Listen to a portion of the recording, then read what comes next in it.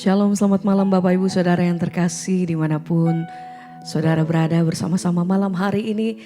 Mari saya mengajak setiap kita naikkan pujian dan syukur di hadapan Tuhan. Sepanjang hari ini saya percaya ada begitu banyak kebaikan dan pertolongan Tuhan. Sebab itu mari bersama-sama malam hari ini kita naikkan pujian dan syukur kita. Datang dalam hadirat Tuhan, mari bersama-sama kita satu hati, kita berdoa. Tuhan, terima kasih buat malam hari ini. Kami datang mengucap syukur, terima kasih Tuhan untuk senantiasa pertolongan dan perkenanan Tuhan dalam hidup kami sampai hari ini. Sama-sama kami bawa hati kami Tuhan, memuji dan menyembah Engkau.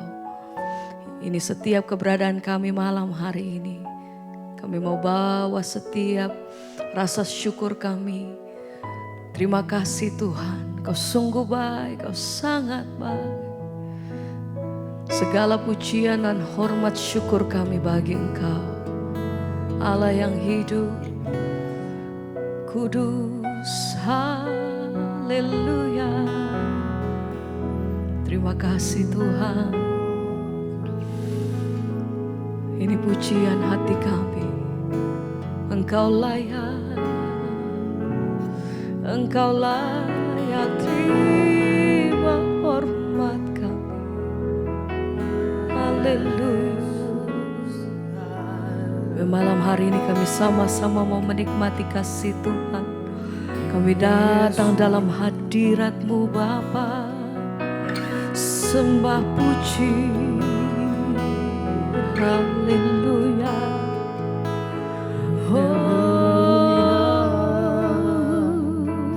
Mari bersama-sama katakan, ku mau memuji-Mu, ku selalu puji-Mu, ku mau menyembah-Mu, ku selalu sembah-Mu. Engkau layak Tuhan, Kau yang layak terima, amin, semua pujian, kemuliaan hanya bagi Tuhan. Kami mau memuji-Mu, Ku mau memuji-Mu, ku selalu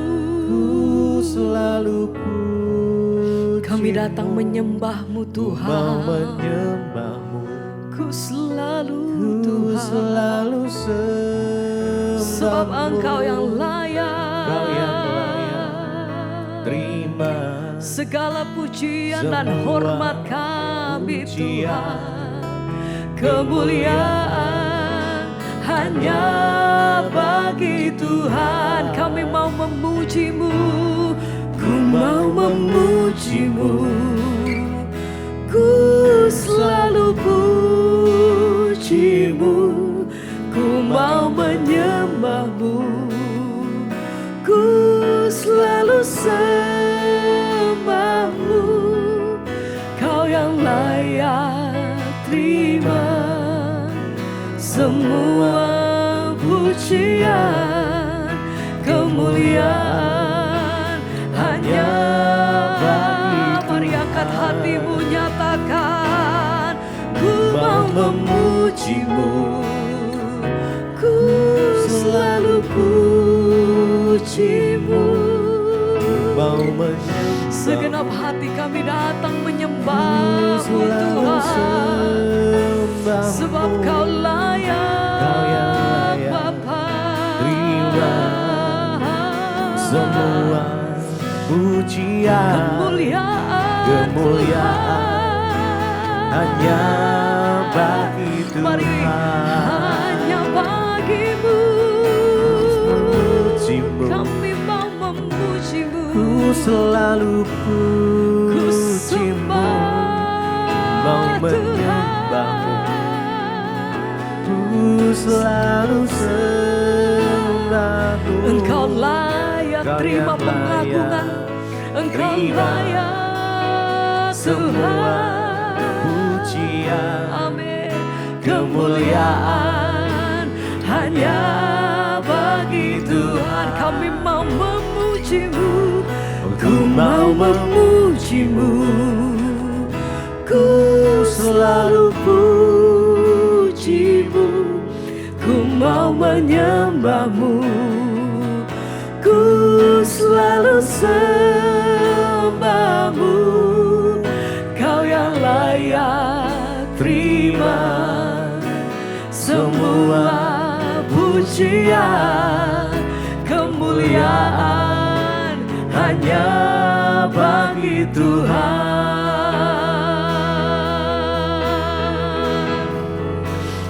Segala pujian, hormat dan syukur kami malam hari ini. Engkau layak terima pengagungan dari setiap mulut lidah bibir kami ya Tuhan. Bagimu Raja di atas segala raja, nama di atas segala nama. Hanya bagi nama Tuhan Yesus, Engkau layak Tuhan. Haleluya. Yesus, ku sembah Kami Engkau, puji, kami sembah Engkau.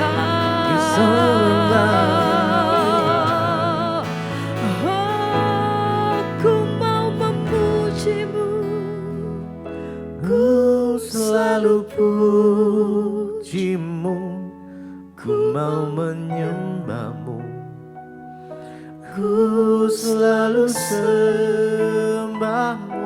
amin.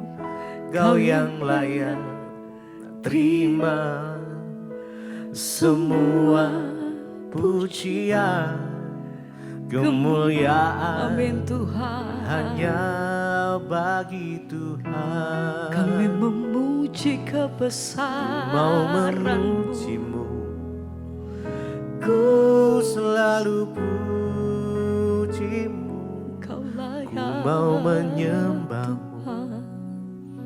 ku selalu sembahmu. Oh, ini hati kami Kau yang malam hari. layak terima Pujian bagi yang semua kudus. pujian, Terima kasih Tuhan. kemuliaan Amin. hanya bagi Tuhan. Terima kasih, terima kasih. Sembah pujian kami bagi-Mu Tuhan.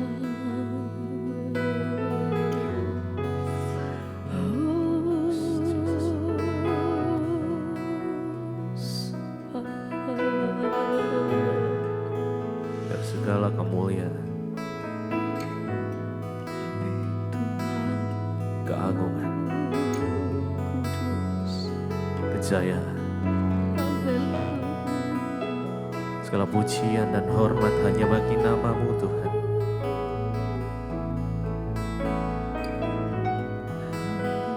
Yesus.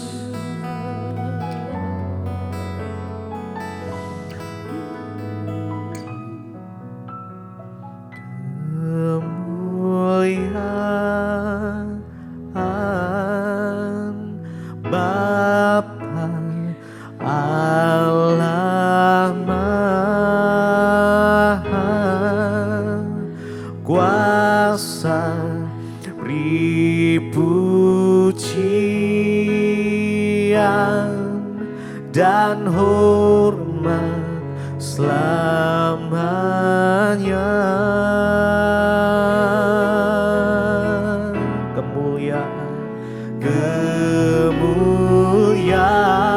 Kemuliaan Bapa Allah Maha Kuasa, beri pujian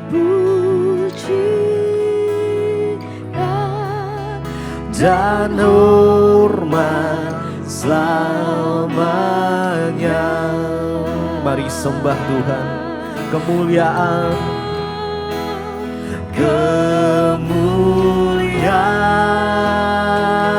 kemuliaan Bapa Allah Maha Kuasa, beri pujian dan hormat selamanya. Kemuliaan Bapa, kemuliaan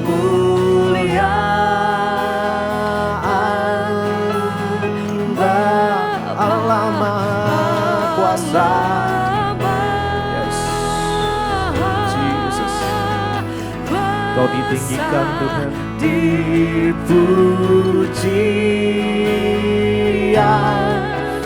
dan hormat selamanya. Kemuliaan Bapa, kemuliaan Bapa Allah Maha Kuasa, Maha Kuasa, dipuji, dihormat dan hormat selamanya.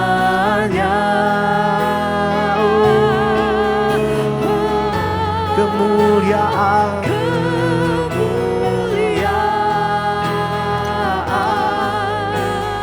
Bapa Allah Maha Kuasa, pujian dan hormat dan hormat selamanya.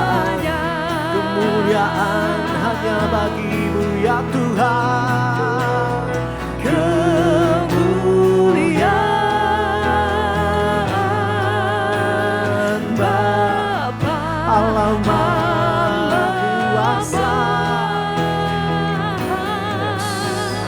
Kau yang bertahta atas pujian penyembahan kami ya Tuhan. Oh Yesus, dan hormat selamanya.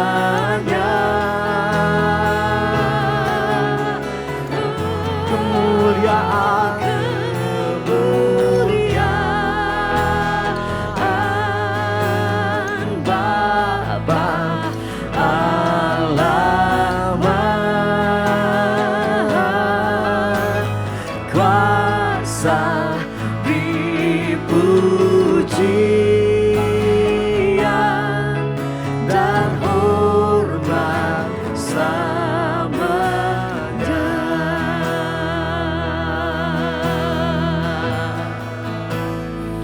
Oh segala kemuliaan hanya bagimu ya Tuhan. Kau yang bertata, Kau yang bertata atas pujian kami. Yesus, Yesus, kami sembah Engkau. Oh hanya nama Yesus, hanya nama Yesus yang layak untuk disembah, yang layak ditinggikan. Oh nama Yesus, nama di atas segala nama.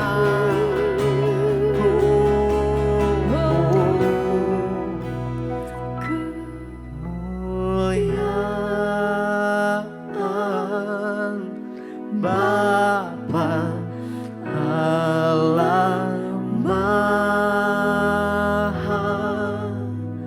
Kuasa, beri pujian, beri hormat dan hormat selamanya. Kemuliaan, kemuliaan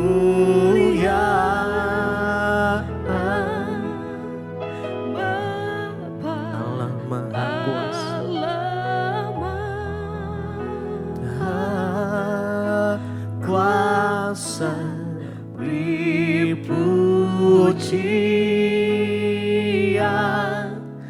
dan hormat selamanya.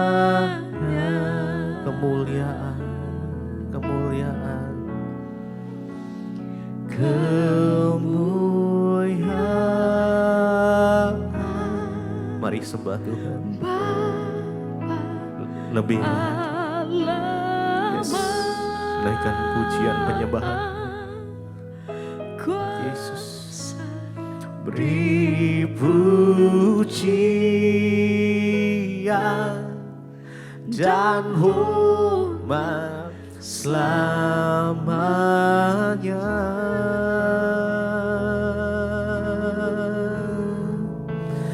Kemuliaan Bapa Allah Maha Kuasa, dipuji dan hormat selamanya. Kemuliaan Bapa, kemuliaan Bapa Allah Maha Kuasa, dipujian dan hormat selamanya.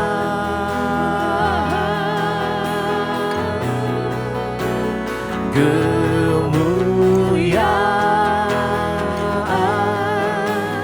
Bapa Allah Maha Kuasa, kuasa dipujian dan hormat selamanya.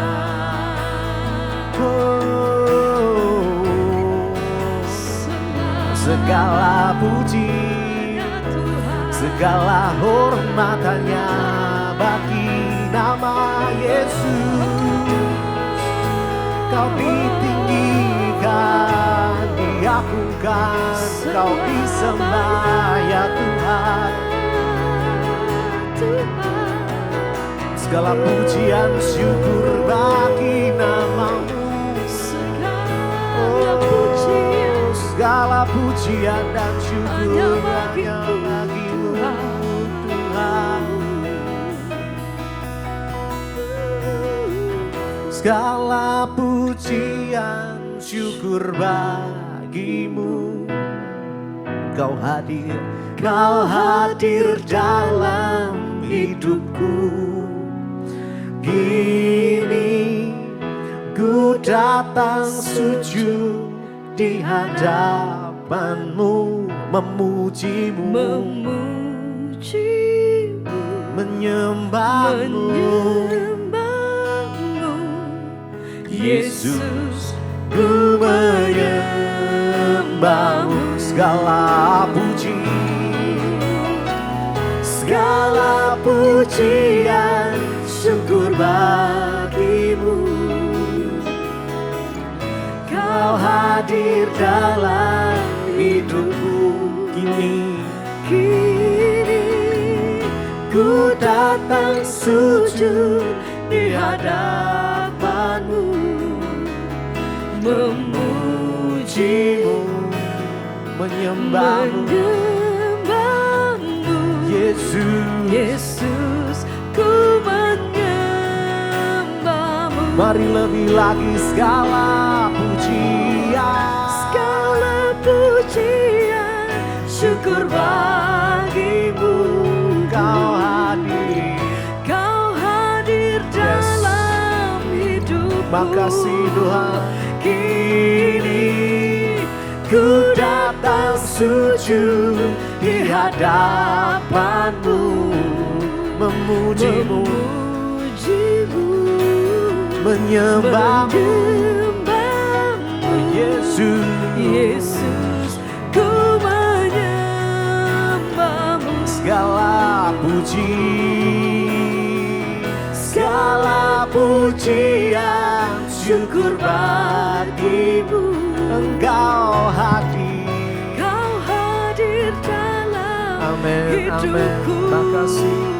Kini ku datang sujud di hadapan-Mu, memuji-Mu,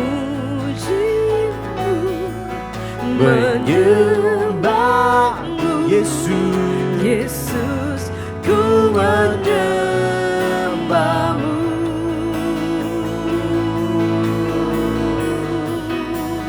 ku menyembahmu ya Tuhan. Segala pujian, segala hormat, segala kemuliaan hanya bagimu ya Tuhan.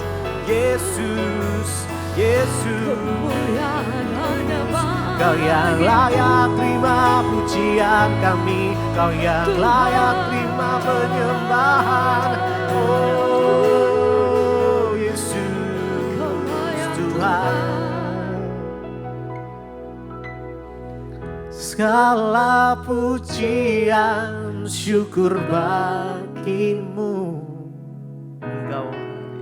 Kau hadir dalam hidupku.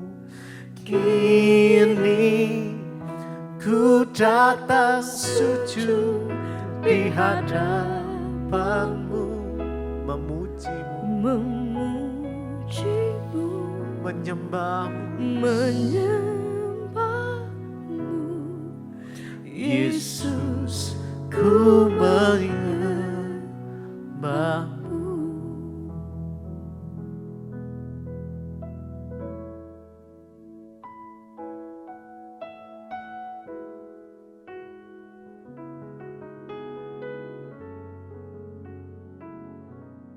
Terima kasih Tuhan, kami tahu hidup ini hanya karena anugerah Tuhan.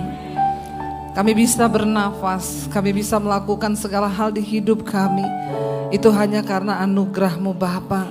Tidak ada satupun yang kami lakukan dari diri kami sendiri. Tuhanlah sumber segala-galanya di hidup kami. Begitu besar anugerah-Mu bagi kami, karena itu ajar kami untuk tahu menghargai dan menghormati setiap anugerah yang Tuhan berikan, agar hidup kami selaras dengan kehendak Tuhan, agar hidup kami berada dalam perkenanan Tuhan. Itu yang kami rindukan Bapa. Urapi setiap kami, urapi hamba-Mu yang tidak ada apa-apanya. Di dalam nama Tuhan Yesus kami buka hati bagi firman Tuhan. Yang percaya firman Tuhan berkuasa mengubahkan hidup kita. Di dalam nama Tuhan Yesus sama-sama katakan amin. Tepuk tangan buat Tuhan Yesus. Silahkan duduk Bapak Ibu, Shalom. Apa kabarnya? Luar biasa. Saya percaya saudara, hidup ini adalah anugerah, amin. Dan kalau hidup itu adalah anugerah, berarti itu serius saudara.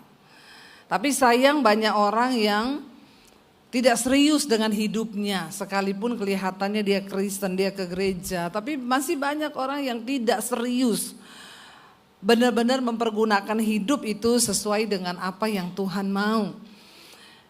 Satu saat kita semua akan dipanggil Tuhan, kita akan meninggalkan dunia ini dan tidak tahu kapan. Tapi hari-hari ini saya melihat saudara, jujur orang-orang dekat-dekat saya, dekat kita, minggu ini masih pelayanan satu gereja, besok minggu dapat kabar sudah meninggal.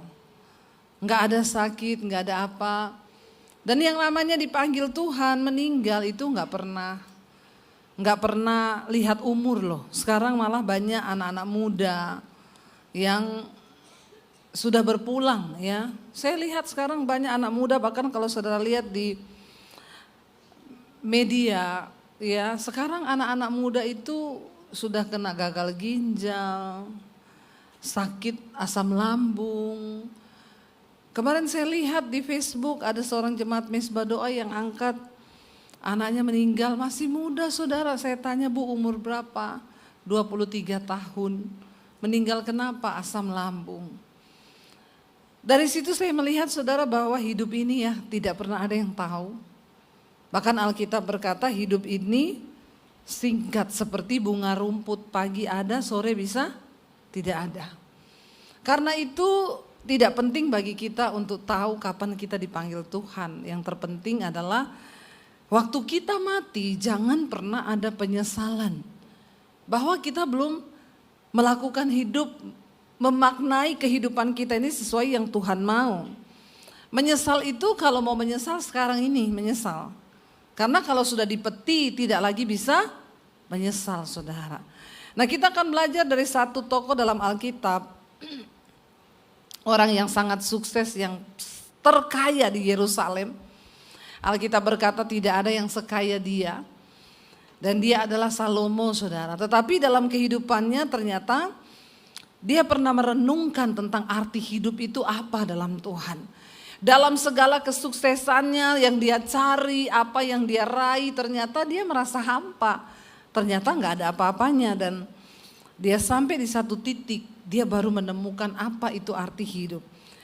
Yuk kita buka bersama Pengkhotbah pasal yang kedua. Ayat yang pertama, Salomo berkata begini, saudara. Aku berkata dalam hati. Kalau dalam hati berarti dia merenung. Mari aku hendak menguji kegirangan, nikmatilah kesenangan, tetapi lihat juga itu pun sia-sia. Dalam terjemahan yang lain di sana dikatakan, mari aku hendak menguji kebahagiaan. Apa sih yang manusia cari di dunia ini yang disebut kebahagiaan itu, saudara? Dan dia berkata ternyata nikmatilah kesenangan, tapi itu adalah kesia-siaan. Ayat yang kedua dia bilang, tentang tertawa aku berkata itu bodoh dan mengenai kegirangan apa gunanya? Aku menyelidiki diriku dengan menyegarkan tubuhku dengan anggur, sedang akal budiku tetap memimpin dengan hikmat dan dengan memperoleh kebebalan sampai aku mengetahui apa yang baik bagi anak-anak manusia untuk dilakukan di bawah langit selama hidup mereka yang pendek. Bahkan ditulis dia itu mencoba merenung arti hidup itu apa, dia minum wine. Tapi tidak mabuk, masih ada akal budi di dalam dirinya. Lalu dia temukan ternyata yang baik bagi manusia itu adalah ayat 4. Dia melakukan pekerjaan-pekerjaan besar, mendirikan bagiku rumah-rumah, menanaminya bagiku kebun-kebun anggur. Lalu dia berpikir, oh arti hidup itu adalah aku berusaha, aku bekerja supaya hidupku ini sukses, aku mendapatkan kekayaan. Dia bangun rumah-rumah, saudara. Untuk orang itu bisa kaya, bisa sukses, harus bekerja. Ya, karena kita perintis bukan pewaris. Ya, Salomo pewaris, tapi dia tetap bekerja. Ya, makanya anak-anak muda yang perempuan sekarang mereka punya slogan, kalau cari pacar itu jangan yang perintis, mending yang pewaris. Karena kita nemeni orang dari nol, ketika sukses dia malah selingkuh. Kan banyak sekarang terjadi begitu tuh. Ya, kecuali kau nikah sama penjaga pom bensin, mulai dari nol ya mas. Itu buat isi bensin, harus mulai dari nol. Kalau kehidupan katanya tidak. Salomo bekerja, bangun rumah, bikin kebun, menanami kebun anggur. Dia mengusahakan ayat 5 bagiku kebun-kebun, taman-taman, menanaminya dengan rupa-rupa pohon buah-buahan, perkebunan. Dia kuasai sampai bisa menjadi ya penghasil buah. Makanya tambah kaya. Udah punya perumahan, perkebunan lagi. Semua dikuasai, saudara. Aku menggali bagiku kolam-kolam untuk mengairi dari situ tanaman pohon-pohon muda. Ini semua hikmatnya loh, saudara. Dia kerja. Ya, waktu dia sudah bikin kebun, oh bikin pengairannya, bikin gini. Ya, kita itu harus mengaktifkan kreativitas dalam diri kita. Dan Tuhan akan beri hikmat apa yang kita kerjakan supaya kita berhasil. Kalau anak muda sekarang mimpi jadi orang kaya, bangunnya jam 10 pagi. Ya, bikin status, semua indah pada waktunya. Tidurmu terlalu miring keong racun. Bangun kau ya, jangan menghayal. Ya, malas gerak, tidak mau kerja, main HP terus. Semua indah pada waktunya. Kau pikir firman terjadi begitu saja? Harus ada alasan untuk firman itu terjadi dalam hidup kita. Jangan cuma imani-imani tok. Ya kalau kau tidak bertindak gak bisa terjadi. Kenapa Salomo jadi orang terkaya? Rajin. Dia bikin pengairan, bikin perkebunan, bikin perumahan. Bukan cuma itu, ayat 7, aku membeli budak-budak laki-laki, budak-budak perempuan, bahkan ada budak yang lahir di rumahku. Aku mempunyai juga banyak sapi dan kambing, domba, melebihi siapapun yang pernah hidup di Yerusalem sebelum aku. Dia bergerak di dunia peternakan. Sapinya banyak, kambingnya banyak, dombanya banyak. Makin kaya enggak? Makin kaya. Makanya Alkitab mencatat dia melebihi kekayaannya, melebihi siapapun saat itu yang ada di Yerusalem. Makin kaya saudara. Ya, orang rajin itu dikasih harta akan tambah kaya. Tapi orang malas kasih harta tambah habis ya. Biar pewaris kalau dikasih harta nggak rajin, entek. Tapi kalau kita ini mau bekerja, maka Tuhan memberkati tangan kita untuk melakukan sesuatu. Amin. Jangan malas ya. Lalu dia punya banyak ternak, ayat 8, bahkan firman Tuhan berkata, aku mengumpulkan ya investasi dia, emas dan perak. Bahkan benda raja-raja, kekayaan raja-raja dan daerah-daerah dia kumpulin. Kalau ada duit, beli emas, beli perak, memang itu harganya naik. Kenapa? Karena Alkitab berkata emas dan perak itu milik Tuhan. Kenapa akan naik terus? Manusia nggak bisa buat. Itu dihasilkan dari tanah, Tuhan yang ciptakan. Manusia nggak bisa cipta emas dan perak. Yang bisa bikin cuma Tuhan. Nggak bakalan ada yang bisa niru. Makanya emas dan perak tuh naik. Karena semakin banyak orang pengen, tapi semakin sedikit kan. Diambil terus dari alam. Kalau ada duit beli emas. Kemarin harga emas naik gila-gilaan. Semua orang berlomba-lomba beli emas. Ya, saya bilang sama suami, kita diam aja. Karena diam adalah ya, biarkan saudara orang beli-beli, kau diam aja. Diam terus ya. Semakin banyak diam semakin pret. Menghibur diri kita toh.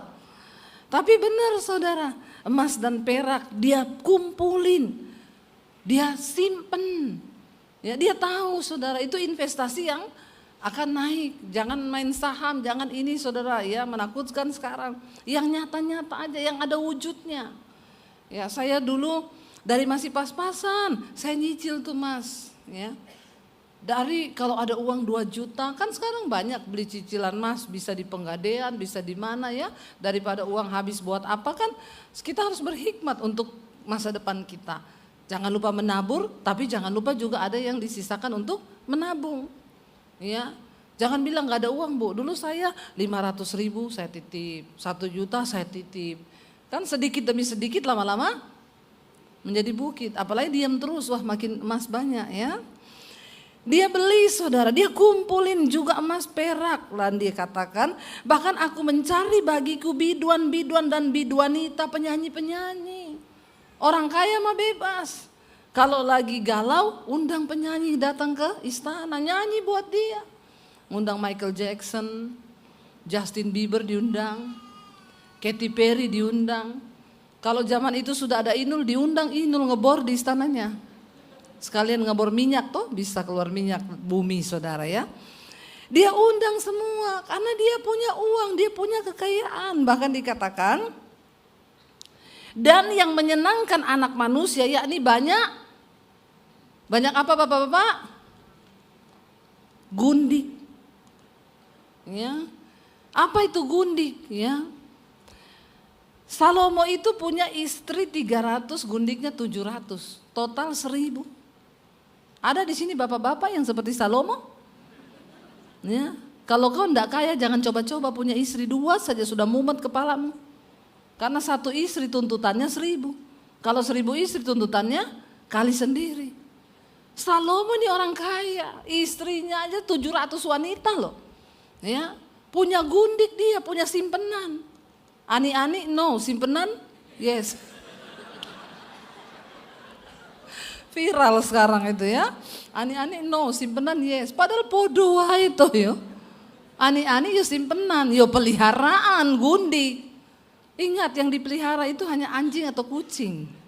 Jangan kau jadi manusia mau dipelihara. Bapak-bapak kalau kau belum kaya jangan coba punya ani-ani. Ya, kena stroke loh. Benar, kecuali kau Salomo. Kenapa? Hartanya sudah tidak terbilang.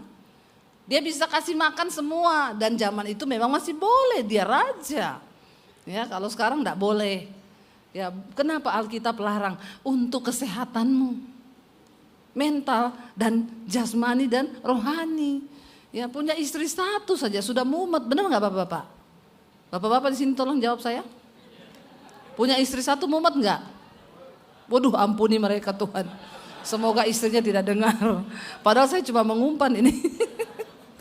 Iya, apalagi 2, apalagi 1000. 1000 loh saudara. Itu kalau dijatah 1 tahun itu dia ketemu 1 itu 6 bulan sekali. Baru ketemu 1, karena 1000. Bayangkan saudara. Demikian juga dia bilang, dengan demikian aku menjadi besar, bahkan lebih besar lagi, kaya, punya perumahan, perkebunan, peternakan, istrinya banyak, punya emas tua, kekayaan besar, bahkan menjadi lebih besar daripada siapapun yang pernah hidup di Yerusalem sebelum aku. Dalam pada itu hikmatku tetap tinggal padaku. Ayat 10 dia bilang, karena sudah kaya, sudah punya semuanya, aku tidak merintangi mataku dari apapun yang dikehendakinya. Dan aku tidak menahan hatiku dari sukacita apapun, sebab hatiku bersukacita karena segala jerih payahku, itulah buah segala jerih payahku. Nah di sini dia mulai salah. Saudara berusaha, saudara menjadi kaya, tapi bukan berarti segala jerih payahmu itu engkau dapatkan karena jerih payahmu dan engkau bisa menikmati sebebas-bebasnya semua jerih payah yang kau dapat. Karena semua yang kita dapat adalah karena anugerah. Salomo lupa. Sehingga ketika dia punya uang, matanya tidak dikatakan aku tidak merintangi mataku dari apapun yang dikehendakinya. Jadi apa yang dia lihat dia pengen diambil. Padahal Tuhan Yesus bilang, mata adalah pelita tubuh. Jika matamu gelap, maka gelap seluruh tubuhmu. Banyak orang masuk dalam pencobaan karena ngikuti keinginan mata. Ya, gaji 10 juta, pengen beli tas 15 juta. Cilaka enggak? Cilaka 12 pas saudara. Itu melampaui. Jangan. Ya, gaji cuma 6 juta. Main padel 3 juta. Nah ini mulai di Jakarta merebak ini. Ya. Jadi tidak sesuai, besar pasak daripada tiang, hidupmu menderita. Dia turuti semua, kalau Salomo mah bebas, memang dia punya segalanya, tapi itu pun tidak boleh. Tuhan tidak menghendaki seperti itu. Aku tidak menahan hatiku dari sukacita apapun, pokoknya aku senang aku buat. Kalau didugem aku senang, aku pergi dugem. Walaupun kau ada duit, bukan berarti duitmu itu bebas kau pakai buat apa aja. Tidak boleh saudara. Dia tidak menahan apapun hatinya mau. Sebab hatiku bersukacita karena segala jerih payahku. Dan inilah buah dari jerih payahku. Kita bisa bekerja dapat uang itu bukan karena jerih payah kita, semua karena anugerah Tuhan. Bayangkan kalau dikasih ya stroke sebelah kiri aja, bisa kerja enggak? Tidak bisa, seringkali itu yang kita lupa. Sehingga kita menjadi sombong, kita pakai semuanya itu, kita pakai untuk memuaskan hawa nafsu kita. Ayat 11, ketika aku meneliti segala pekerjaan yang telah dilakukan tanganku dan segala usaha yang telah kulakukan untuk itu dengan jerih payah, lihatlah segala sesuatu adalah kesia-siaan dan usaha menjaring angin. Memang tidak ada keuntungan di bawah matahari. Ternyata ketika dia merenung, oh ternyata itu nggak ada untungnya ya, saya itu nyari uang, nyari harta banyak buat apa? Karena dia bilang begini, lalu aku berpaling untuk meninjau hikmat, kebodohan dan kebebalan, sebab apa yang dapat dilakukan orang yang menggantikan raja, hanya apa yang telah dilakukan orang. Dia hanya menggantikan ayahnya sebagai raja, yaitu Raja Daud. Dan aku melihat hikmat melebihi kebodohan seperti terang melebihi kegelapan. 14, mata orang berhikmat ada di kepalanya, sedangkan orang yang bodoh berjalan dalam kegelapan. Tetapi aku tahu bahwa nasib yang sama akan menimpa mereka semua. Salomo berkata begini, walaupun aku berhikmat, di sana bodoh, tapi nasib kita sama, sama-sama mati. Orang yang pintar mati, orang yang bodoh juga mati. Orang yang percaya Tuhan mati, orang yang gak percaya Tuhan juga mati. Saudara mau hidup sungguh-sungguh dalam kekudusan, satu saat pasti mati. Orang jahat juga pasti mati. Tapi setidaknya kita akan mati tidak ada penyesalan. Karena penyesalan kematian itu adalah penyesalan dalam kekekalan. Ya, jangan sampai kita mati kita menyesal karena kita belum berbuat sesuatu di hidup ini. Maka aku berkata dalam hati, nasib yang menimpa orang bodoh juga akan menimpa aku. Untuk apa? Aku ini dari dulu begitu berhikmat, lalu aku berkata dalam hati bahwa ini pun sia-sia. Kenapa dia mulai berpikir begitu? 16. Karena tidak ada kenang-kenangan yang kekal baik dari orang yang berhikmat maupun dari orang bodoh. Sebab pada hari-hari yang akan datang semuanya sudah lama dilupakan dan orang yang berhikmat mati juga seperti orang bodoh. Dia bilang kalau aku berhikmat, aku kaya, aku ini nasibku sama orang bodoh. Orang bodoh mati dilupakan, aku juga mati akan dilupakan. Ya, nggak ada orang mati itu diingat-ingat terus, nggak ada. Orang sedih paling 1-2 bulan, setelah itu lupa. Ya, makanya selama kita hidup ini, ayo kita sungguh-sungguh berusaha. Karena nanti kalau kau mati, nggak akan ada satupun yang ingat lagi, sudah selesai. Apalagi kalau yang mati istri, suami berduka 1 bulan, 2 bulan sudah kawin lagi. Tapi bukan suami-suami di sini, amin. Itu suami di sana. Kalau suami di sini semua setia, insya Allah.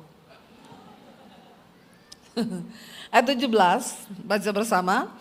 Oleh sebab itu aku membenci hidup. Saudara bisa bayangkan, sekelas Salomo itu pada akhirnya berkata, aku benci hidup. Padahal ini orang kaya raya. Kalau orang miskin, orang yang biasa-biasa yang ngomong aku benci hidup itu lumrah. Ya, bosan aku hidup, benci aku sama hidup. Kenapa? Miskin, gak ada duit, besok jatuh tempo. Ya, benci aku sama hidup ini. Tapi ini sekelas Salomo, punya segalanya, punya istri 1000 sama gundiknya, itu bisa bilang aku membenci hidup. Jadi kalau ada di antara kita yang hari ini berkata, waduh kok hidup gini-gini aja ya, itu Anda sudah benci hidup loh. Itu normal, manusiawi. Salomo pun yang kaya mengalami itu. Tapi kenapa dia berkata begitu? Ya, harusnya dia tidak berkata begitu. Karena apa? Dia bilang di sana, saudara. Karena aku menganggap, ya, menyusahkan apa yang dilakukan di bawah matahari. Sebab segala sesuatu adalah kesia-siaan dan usaha menjaring angin. Ternyata semua dalam hidup ini sia-sia. Satu saat aku mati, nanti orang lain yang akan menikmati kekayaan itu. Lalu kenapa aku sia-sia berusaha mencari segala sesuatu? Bahkan ayat 18 dia bilang apa? Aku membenci segala usaha yang kulakukan dengan jeripaya di bawah matahari. Sebab aku harus meninggalkannya kepada orang yang datang sesudah aku. Ya mau tidak mau harus ditinggal karena tidak bisa kita bawa mati toh. Makanya hari ini mari kita belajar menghargai apa yang kita miliki. Dan jangan terlalu berusaha menggenggam semua yang kita dapat. Nanti hatimu melekat di situ kau sakit hati. Ada saudara orang kaya banget di Jakarta, itu uangnya ratusan juta. Saya ketemu ibu ini kaya banget, tidak punya anak lagi. Jadi itu kekayaannya buat siapa saudara? Dia bilang, ya saya ini bu ya enggak punya anak, saya kaya jadi ya saya habis-habisan untuk kesehatan. Kita ini hidup kan mau sehat. Jadi saya beli bantal magnetik. Buat apa bu? Ya kalau tidur itu bisa menyerap racun-racun. Terus saya pakai sandal magnetik di rumah, bisa menyerap racun dari kaki. Pakai selimut magnetik, wajan, belanga semua magnetik. Ya, ibu juga harus pakai begini biar sehat bu. Saya tanya berapa? Sandalnya 10 juta, bantalnya 15 juta, selimutnya 30 juta. Mati saya serangan jantung bu. Nggak sehat itu saya nanti kalau beli itu. Ya. Terus itu wajannya harus beli bu. Wajan magnetik, saya bilang kalau saya masukin ayam jadi opor enggak? Oh enggak, ayam tetap ayam, cuma udah enggak ada kolesterolnya, enggak ada ininya. Saya memang enggak percaya saudara, memang orang kaya itu suka dibodoh-bodohi. Karena kebanyakan duit, dia enggak tahu mau buat apa. Satu saat ini sudah memang ya, tapi memang umur itu nggak bisa bohong. Orang umur 15 tahun kalau ketemu temannya cerita pacaran, jatuh cinta. Umur 20 mulai cerita kuliah, sekolah, masa depan. Umur 30 mulai cerita cari kerjanya susah. Umur 40 mulai cerita vitamin apa. Ya toh? Vitaminmu apa? Itu bagus loh, minum ini biar awet muda. Umur 50 kalau ketemu ceritanya dokternya di sana bagus loh. Oh enggak, yang di Penang itu bagus, enggak, Malaysia bagus. Ceritanya dokter terus. Ya, ceritanya dokter. Umur 60 mulai kalau ketemu cerita apa? Aduh, aku ki lututku ki lo cekot-cekot. Oh, nih aku boyokku iki lo. Ya Pak ya. Itu memang umur. Ya, bahkan umur-umur 50 ke atas sudah ketahuan. Kalau di pesawat duduk ada bau-bau minyak angin. Nah itu mulai umur-umur 50 ke atas itu. Tadinya kalau lewat baunya LV. Sekarang lewat minyak angin. Ya, karena sudah sering masuk angin, ganti sudah parfumnya, tidak bisa dibohongi. Ya. Jadi itu fase manusia, nggak bisa dibohongi, pasti terjadi seperti itu. Ibu itu kaya raya. Beli semua alat kesehatan. Satu kali ketika suaminya kerja sama orang, uangnya dibawa lari. Puluhan miliar. Hatinya sedih. Tidak bisa mengampuni. Padahal dia masih punya ratusan miliar. Karena dia berusaha menggenggam semuanya seperti Salomo tadi. Dia kepahitan. Dia lupa syukuri yang masih ratusan miliar ini yang juga tidak bakal habis sampai mati. Ya kenapa Tuhan izinkan ditipu, dibawa lari? Mungkin kau selama ini terlalu pelit. Semua yang terjadi kan seizin Tuhan tuh saudara. Amin. Jadi kalau ada hari-hari ini yang kena tipu, ya bertobatlah, mungkin pelit juga. Jarang menabur. Kalau nggak menabur benar saudara. Ya, banyak sial hidup kita ini. Jadi Tuhan itu semua mengizinkan segala perkara supaya kita ini introspeksi.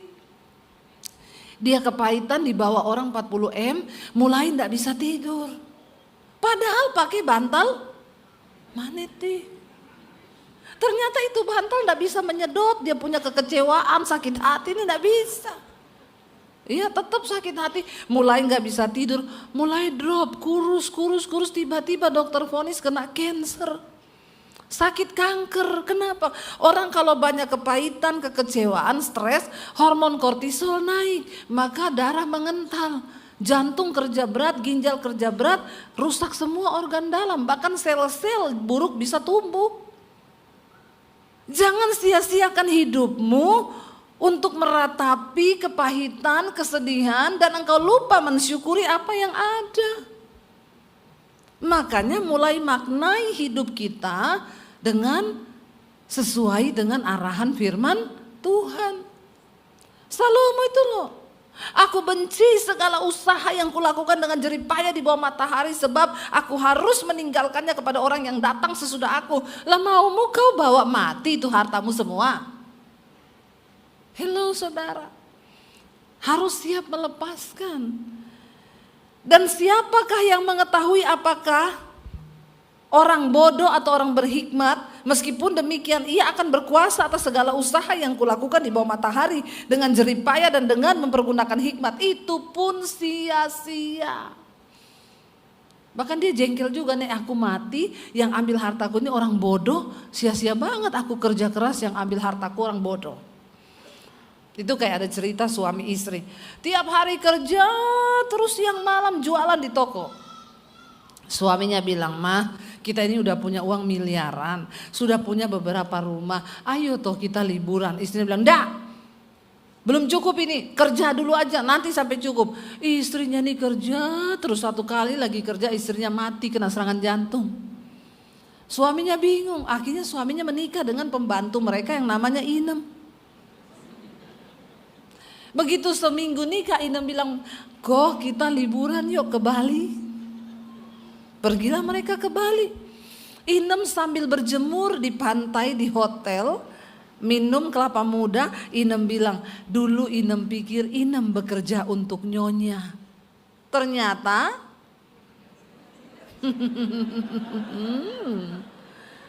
ternyata nyonya yang bekerja untuk Inem, lebih dari pemenang. Karena gak pernah kerja, gak pernah susah, tiba-tiba dapat karunia menikmati. Ya, ini gambaran saudara, orang itu kalau terlalu serius memburu harta, melupakan dirinya, ya tidak bersenang dan menikmati apa yang sudah Tuhan kasih. Digenggam semuanya. Di Palu waktu kejadian tsunami besar itu, ada suami istri juga yang kerja tiap hari. Kata orang-orang dia punya sertifikat 1 karung. Sertifikat 1 karung. Bukan sertifikat ijazah SMA, SMP, SMU, bukan. Ya, sertifikat rumah dan tanah. Waktu gempa, goyang besar, mereka berdua lari keluar. Sampai di luar lupa sertifikat 1 karung di dalam. Balik saudara, waktu balik ambruk rumahnya, ketiban mereka mati berdua dengan sertifikat 1 karung. Di mana hartamu berada, di situ hatimu berada. Hati-hati. Boleh berjerih payah, tapi jangan kau taruh hatimu pada harta. Jadi marah Salomo, untuk apa aku bersia-sia? 20, dengan demikian aku mulai putus asa terhadap segala usaha yang kulakukan dengan jerih payah di bawah matahari. Orang kaya putus asa. Dari sini kita bisa melihat bahwa harta bukanlah jaminan dari kebahagiaan dalam hidup ini. Amin. Biar kaya gak ada Tuhan bisa putus asa. Kalau orang miskin putus asa biasa. Kalau orang kaya putus asa itu yang luar biasa saudara. Ya, teman saya jalan-jalan ke Swiss naik bisnis kelas. Dia bikin story saudara, foto ada minuman di bisnis kelas, goyang-goyang begini. Tulisannya, waktu pesawat nabrak langit, disitulah hatiku deg-degan. Di atas bisnis kelas deg-degan. Kalau kita, saya balas gini, Bu, ada yang lebih deg-degan, besok jatuh tempo nggak ada duit. Nah, itu lebih deg-degan lagi Bu. Ya. Itu kita bisa putus asa waktu kita menghadapi kita tidak ada uang, tidak ada apa. Tapi Salomo dalam segala kemegahannya putus asa loh dia. Ternyata banyak orang kaya putus asa. Jangan iri kalau lihat orang kaya karena tidak seindah yang kau lihat. Lalu dia bilang apa? Sebab kalau ada orang berlelah-lelah dengan hikmat, pengetahuan, kecakapan, maka ia harus meninggalkan bahagianya itu kepada orang-orang yang tidak berlelah-lelah. Inem tadi. Tuh. Tidak berlelah tapi dapat warisan Inem. Ini pun kesia-siaan dan kemalangan. 22, apakah faedahnya yang diperoleh manusia dari segala usaha yang dilakukannya dengan jerih payah di bawah matahari dan dari keinginan hatinya? Lalu apa? Waktu kita mati apa yang kita dapat saudara? Seluruh hidupnya penuh kesedihan, pekerjaannya penuh kesusahan hati, bahkan pada malam hari hatinya tidak tentram, tidak bisa tidur. Sia-sia engkau kaya, kerja dengan kesedihan, pekerjaannya penuh kesusahan hati, bahkan malam hari tidak bisa tidur, terus ngapa hidupmu? Sia-sia tuh. Saya ketemu orang sedih suami istri. Kenapa Bapak Ibu? Udah beli mesin, gak ada order Bu. Doakan dong Bu Debbie. Ayo kita berdoa, Tuhan beri order, kasihan sudah beli mesin. Dalam nama Yesus selesai. 3 bulan kemudian saya ketemu sedih juga, mukanya lebih sedih dari yang dulu. Bapak Ibu kenapa belum ada order? Kebanyakan order Bu. Dulu gak ada order sedih. Kebanyakan order lebih. Kenapa? Orang iso turu di oya-oya wong. Ya udah berdoa lagi biar nggak ada order sini. Lah Tuhan yo bingung toh yo. Nggak ada order pusing, dikasih order mumet. Kebanyakan. Terus kita ini mau apa saudara? Apa yang kita cari di dunia ini? Tidak ada order pusing, banyak order puyeng. Kalau engkau bekerja, lalu engkau bekerja dengan kesedihan, dengan susah hati, malam gak bisa tidur karena gak ada damai sejahtera, bertobat. Engkau tidak dalam perkenanan Tuhan. Apalagi dalam pekerjaanmu kau harus maki-maki orang, kau harus ngutuki orang. Cek saudara, apa yang sedang kita cari? Ya, karena banyak orang kaya, tapi tidak disertai damai sejahtera. Itu juga sia-sia. Tidak ada yang lebih baik bagi manusia, kata pengkhotbah, kata Salomo gini. Jadi memang tidak ada yang lebih baik bagi manusia daripada makan dan minum dan bersenang-senang dalam jeripayanya. Tetapi dia bilang apa? Aku menyadari bahwa ini pun dari tangan Allah. Biar orang banyak uang, banyak duit, kalau tangan Tuhan tidak menyertai hidupnya, maka dia tidak akan mungkin bisa bersenang-senang, makan, minum, dan menikmati semua jeripaya itu. Di balik semua kesuksesan dan kerja keras kita membutuhkan campur tangan Tuhan. Ini yang Salomo lewatkan. Makanya dia stres, dia putus asa, dia pikir semua yang dia bawa itu akan dia tinggalkan. Bayangkan loh kesetresannya karena dia pikir semua harta ini kalau dia mati nanti dia tinggalin buat siapa. Lama-lama orang jadi gila saudara. Mau mati aja yang dia pikir ini harta nanti buat siapa. Untung dia bertobat. Kalau saudara baca kitab Pengkhotbah pasal yang terakhir, pasal 12. Salomo menulis akhir kata dari semua yang kita dengar, takutlah akan Tuhan. Amin saudara. Dia bilang yang paling baik bagi manusia di dunia ini makan, minum, senang-senang. Buat apa kau bisa punya uang banyak kaya raya tapi makan hidup gak bisa senang-senang. Ya. Memang serba susah juga hidup ini. Suami saya itu loh, kalau makan saya bilang saya tidak boleh makan itu banyak-banyak. Kolesterol, dia bilang demben meh mangan orang dedit. Miskin orang iso tuku. Saiki iso tuku orang itu mangan. Jadi piye hidup ini coba. Ya. Tapi kan inilah hidup. Nah arti hidup yang sesungguhnya itu apa? Ayo kita bersuka cita, bisa makan, bisa minum, dan bisa menikmatinya. Ya itu pun datangnya dari tangan Tuhan. Ayat 25 dia bilang, baca bersama 1, 2, 3. Karena siapa dapat makan dan merasakan kenikmatan di luar Tuhan, kita gak bisa merasakan kenikmatan hidup kalau kita berada di luar Tuhan. Cuma Tuhan yang bisa beri kita karunia untuk bisa mati hidup ini. Makanya sekaya apapun engkau, sesukses apapun engkau, jangan lupa engkau butuh perkenanan Tuhan. Karena tanpa perkenanan Tuhan semua itu sia-sia.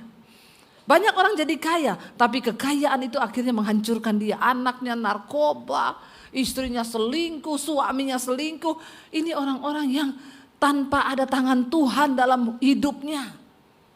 Mari kita berdoa supaya tangan Tuhan menyertai kita, amin saudara.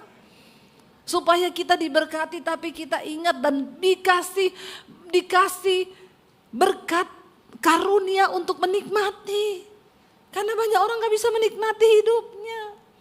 Kalau kita dikenan Tuhan, bukan bicara soal kaya, kita makan tempe sama tahu sama sambal pun ada karunia menikmati itu enak. Ada damai sejahtera dalam rumah tangga. Sebaliknya orang biar kaya, kalau gak dapat karunia menikmati, dia makan daging, makan steak harga 1,5 juta pun gak ada damai di dalam hatinya. Itulah bedanya saudara. Lalu catat ayat ini, kenapa kita harus menjadi orang yang berkenan pada Tuhan? Baca bersama ayat 26, stabilo, kalau ada stabilo di Alkitabmu, penting. Kenapa kita harus jadi orang yang berkenan pada Tuhan? 1, 2, 3. Karena kepada orang yang dikenannya, ia mengaruniakan hikmat, pengetahuan dan kesukaan. Ada sukacita. Tetapi Untuk orang berdosa ditugaskannya untuk menghimpun dan menimbun sesuatu yang kemudian harus diberikannya kepada orang yang dikenan Allah. Kalau kita menjadi orang yang berkenan sama Tuhan, kita dapat apa dari Tuhan? Hikmat, pengetahuan, dan kesukaan, sukacita, dan damai sejahtera. Tetapi kalau orang berdosa, dia dikasih Tuhan tugas ya. Orang berdosa itu ditugaskannya, huruf besar. Perhatikan, Tuhan kasih dia tugas, suruh kerja, mati-matian, jeripaya, kumpul hartamu yang banyak. Nanti kalau hartanya sudah banyak, dikasih untuk orang yang berkenan. Makanya kalau kita hidup dalam perkenanan Tuhan, ada hal-hal yang terjadi di hidup kita yang di luar logika, itu bisa terjadi secara supranatural, gak masuk akal. Tuhan yang melakukannya. Bahkan kekayaan orang berdosa disuruh kasih sama orang yang berkenan, saudara. Saya percaya itu karena sudah sering terjadi. Orang lain yang bersusah-susah, Tuhan kasih buat kita loh. Kalau kita berkenan, Tuhan bilang, bahkan ketika kita tidur, kita diberkati Tuhan. Mari kita kejar perkenanan Tuhan di hidup ini. Jangan cuma kejar harta, jangan cuma kejar sesuatu yang lain, anak muda, jangan cuma berpikir untuk jadi kaya. Kejar perkenanan Tuhan. Karena orang yang hidup berkenan pada Tuhan, dia akan bisa menikmati bahkan kebaikan, hal-hal yang luar biasa yang bahkan tidak kita usahakan. Tuhan sediakan buat setiap mereka yang berkenan pada Tuhan. Karena itu benar Alkitab berkata, carilah dahulu kerajaan Allah dan kebenarannya. Semuanya akan ditambahkan pada kita. Waktu kita dapat perkenanan Tuhan, kita dapat segala-galanya dari Tuhan, saudara. Jangan hanya berusaha mencari sesuatu, apalagi kalau kau kerja, banting tulang, marah-marah, kesedihan, gak bisa tidur kalau malam, harus minum obat ke psikiater. Cepet tobat, cari Tuhan, cari perkenanan Tuhan. Hidup ini terlalu singkat untuk kita isi dengan kepahitan, kesedihan, ya, tidak bisa tidur tanpa ketentraman. Ayo kita kejar Tuhan supaya kita bisa menikmati segala yang baik dari Tuhan. Amin. Saya undang para imam musik maju ke depan. Dalam hidup ini kita akan menghadapi setiap musim yang silih berganti. Namun waktu engkau hidup dalam perkenanan Tuhan, tangan Tuhan menyertai kita, saudara. Dalam setiap musim hidup kita, firman Tuhan berkata, ada perkenanan Tuhan. Dan perkenanan Tuhan itu yang akan memampukan kita untuk menjalani hidup ini. Jangan pernah jauh dari Tuhan karena kita gak punya cukup kekuatan. Jangan pernah berpikir semua yang kau dapat hari ini yang kau raih karena kesuksesanmu dan jerih payahmu. Semua itu kita bisa dapat hanya karena anugerah dan perkenanan Tuhan. Minta karunia untuk bisa menikmati. Supaya kita tidak menyesal waktu kita mati. Kita tidak ada dalam perkenanan Tuhan. Bangkit berdiri bersama. Terima kasih Tuhan.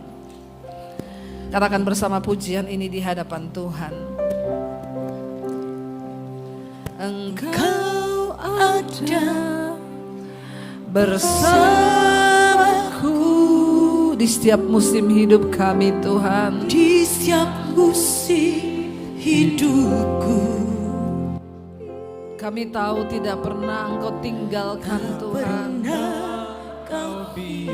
Kami berjalan sendiri.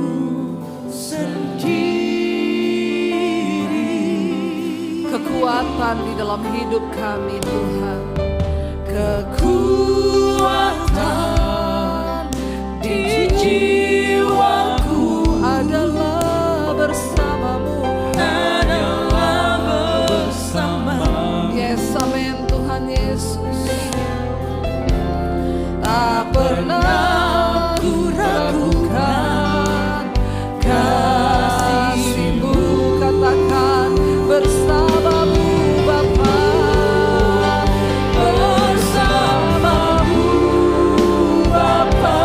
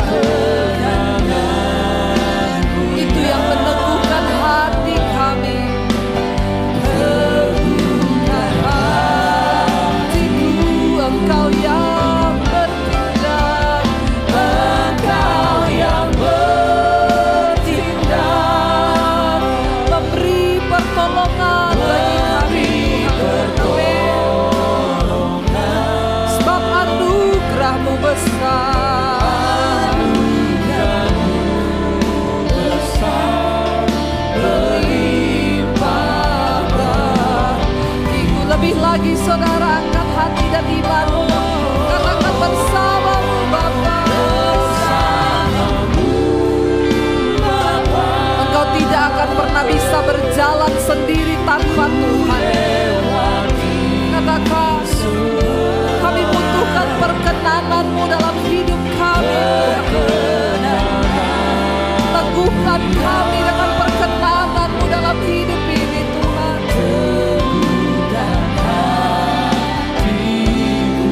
Engkau yang sanggup Tuhan bekerja di hidup kami. Memberi pertolongan bagi kami Tuhan. Amin, amin Tuhan Yesus.